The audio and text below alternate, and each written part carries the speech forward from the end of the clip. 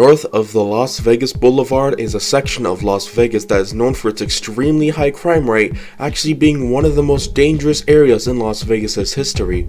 Between the liveliness and luxury of the Strip and the party central that is Fremont Street lives a rundown area that has officially been dubbed Naked City, named after its history of showgirls staying and living in the desolate motels and low-cost apartments and usually being seen sunbathing in the pools.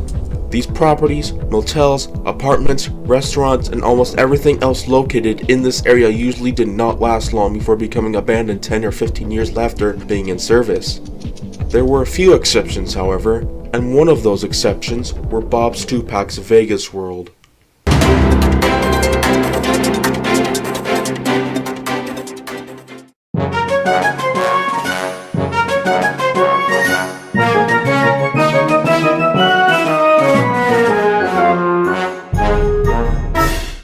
In the 1980s, Vegas World was at its peak in popularity. The hotel and casino was able to reach a total of $100 million at the end of every year. It had truly become a popular spot for both locals and tourists with its cheap food, unique looking exterior, and its interesting gimmicks. Because of all this, Bob Stupak had an idea to expand the property to a new level. He envisioned a 1,800-foot neon sign that would double as a tall observation tower that would be an addition to Vegas World. Inspired by other structures such as the Space Needle and the Eiffel Tower, the concept was privately announced in 1989 to the city of Las Vegas with surprising opposition from the city, who claimed that the sign would be way too tall for the property. The original concepts for this upcoming expansion showed the observation tower being 1,800 feet tall, which was so tall that if it was constructed today, then it would have been the largest man-made structure in the world at the time, beating the Willis Tower in Chicago. This caused a major issue with the Federal Aviation Administration, along with the Nellis Air Force Base, who noted that the tower was way over Nevada's building height limit. So Stupak had to cut the height of the tower by a few hundred feet.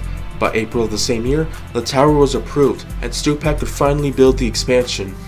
Groundbreaking of what was originally nicknamed the Stupak Tower was held on November 5, 1991, with a predicted cost of $70 million. While many thought that the construction of the new tower would go well, the reality is that it didn't really.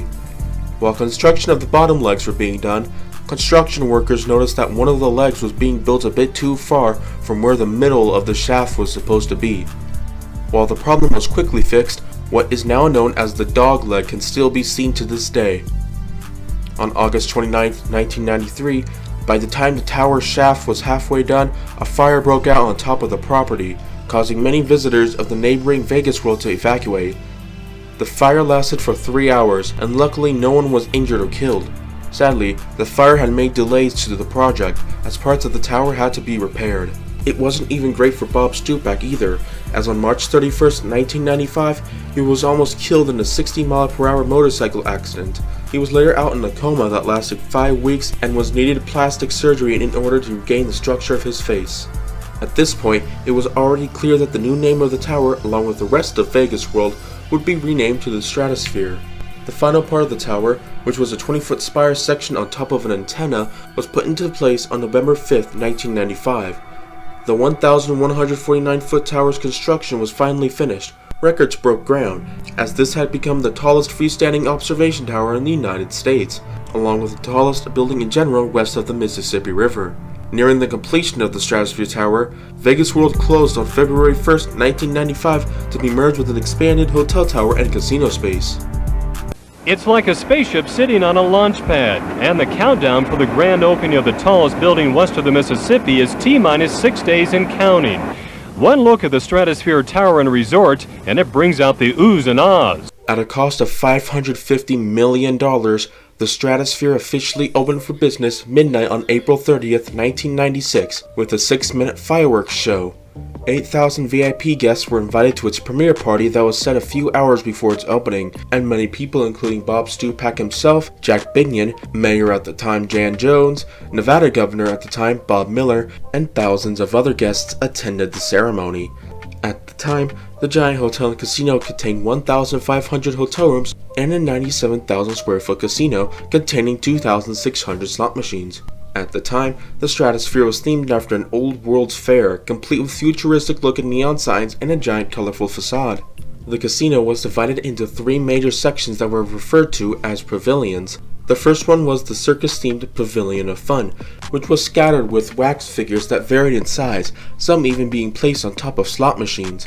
The second pavilion was the Pavilion of Imagination, which featured a large statue and indoor atrium featured inside the property. The third and final pavilion, the Pavilion of the World, was themed to different countries from around the world, complete with murals located all over the property. Places that weren't located inside the pavilions, such as the buffet, were filled to the brim with hot air balloons, including maps, murals, art pieces, and sculptures. There was also Roxy's Diner, which was a cafe themed to the 1950s. A couple of double-decker elevators were located inside of the casino that would take guests all the way up to what is referred to as the pod, which is a 12-story observation deck on top of the Stratosphere's tower. The 2 bottom floors were both bunkers which were in case of a fire. The top of the world was a restaurant located within the pod, and was laid out on top of a platform that would slowly rotate 360 degrees. Also in the area was a lounge, and a total of 3 wedding chapels.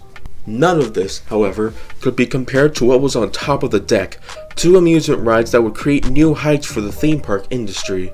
The Big Shot was located at the very top of the pod. Designed by S&S Worldwide, it was a pneumatically powered space shot ride that would send riders up to 160 feet in the air and going up to 45 miles per hour.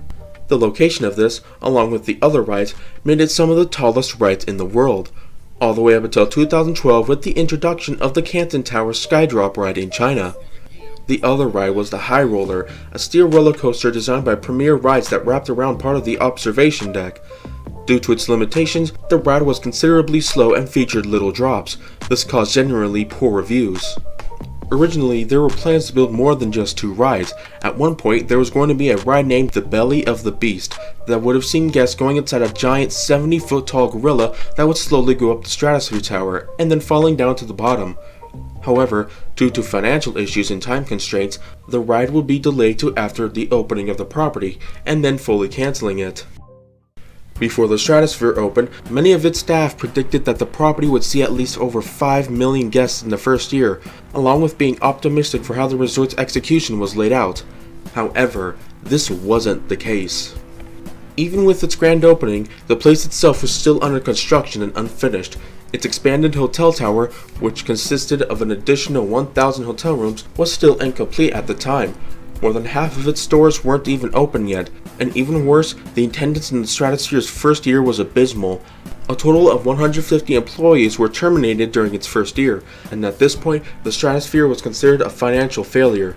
Even Stupak himself was disappointed with how the casino turned out, so much so that he later resigned himself as chairman just 3 months after the property opened, leaving Lyle Berman of Grand Casinos operating.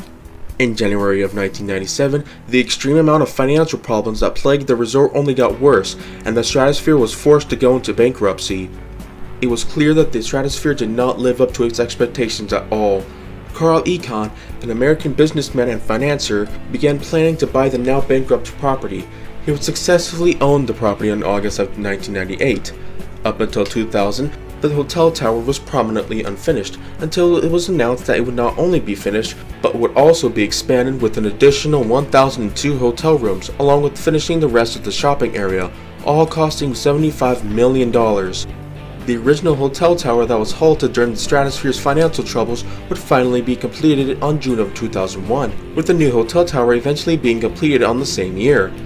Finally, the majority of the Stratosphere's financial problems were gone, and the hotel and casino would slowly be back on track. In the early 2000s, the Stratosphere began making plans to add a new ride into the mix with the other 2, and thus they had an idea to add a roller coaster designed by Aerodynamics that would start at the top of the tower's observation deck, going down 93 miles per hour all the way down to the bottom, going back up in a fishhook-like shape, and then going back up the tower. This led to a substantial amount of backlash and opposition from nearby neighborhoods, who stated that the amount of noise made from the riders and the coaster would cause a disturbance to the area. Eventually, the property did get a new ride in 2005 with the X-Screen, a teeter-totter ride created by Interactive Rides Incorporated that pushes riders 27 feet off the observation deck on a 68-foot seesaw and back multiple times. By the end of 2005, the Stratosphere would see the removal of the high roller on December 30th. This was due to the ride being in heavy needs of refurbishments that would cost up to $500,000. However, it was quickly replaced with the Insanity. This was a ride that would spin riders 64 feet off of the observation tower at around 40 miles per hour, all while tilting the rider's seat 70 degrees down towards the bottom of the tower. After that, in 2010, another ride was announced for the Stratosphere, this time in the form of a bungee jump. Sky Jump, as it was called, opened on April 20th, 2010. Now, if you thought the other rides were scary enough, get ready for this. At the top of the observation tower, riders were given a custom jumpsuit and would fall all the way to the top of the casino building with guide wires keeping them safe from any injury. Throughout the 2000s, the Stratosphere went through what I called the de-theming apocalypse. During this time, the whole World's Fair theme that the hotel and casino had going would slowly be removed. By 2010, all three themed pavilions have disappeared, turning the Stratosphere into a more modern themed property. Outside, the colorful facade had been replaced with murals of clouds. This was taken further by a $20 million renovation, seeing changes in the casino, hotel rooms, and the main entrance area. At this point, the Stratosphere had become a successful property with its many rides and offers, along with its observation tower being an iconic landmark in Las Vegas.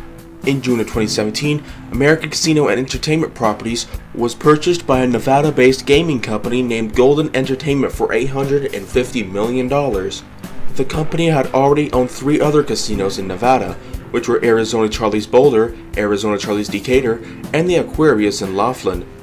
Later on the following year in March, the company had announced that the Stratosphere's name would be changed to the Strat Hotel, Casino, and Skypod, and would be given a $140 million renovation that would be completed in 3 phases. The new name was a reference to a nickname given by locals who usually thought that the Stratosphere was too long of a name. The transition into the Strat began during the 2019 Super Bowl with commercials that used a campaign titled Strat Rising. Starting in April of the same year, new statues, signage, and a renovation of the casino, hotel rooms, and Skypod would slowly be added. A new black and white tent located on the back of the property was constructed in 2018, and a new Cirque du Soleil-inspired show named Celeste opened. This would become one of the Strat's first signature attraction that wouldn't take place on the Skypod. On January 22, 2020, the renovation and name change was finally finished, and a celebration was held. The Stratosphere is, without a doubt, one of Las Vegas's most cherished pieces of architecture. Its sheer size has made it one of the most recognizable casinos in the world, and it was all thanks to Bob Stupak. Love or hate him, he really was a visionary, and his death of leukemia in 2009 was a devastating loss for Las Vegas. From a gambling museum to an outer space casino, all the way to a giant observation tower, it was true that Bob Stupak's dream would finally come true. And even with the Stratosphere's rocky beginnings, it would only prove one thing: Bob Stupak was truly the polished maverick.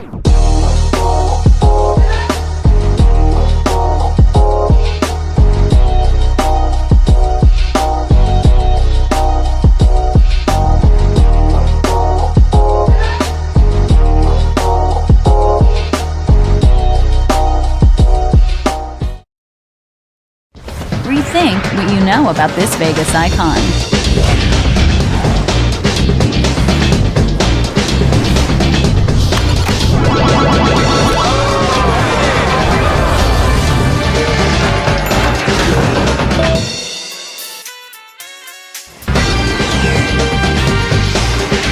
Elevate your expectations at the Stratosphere Hotel, Casino, and Tower. See what's new, up, down, and all around.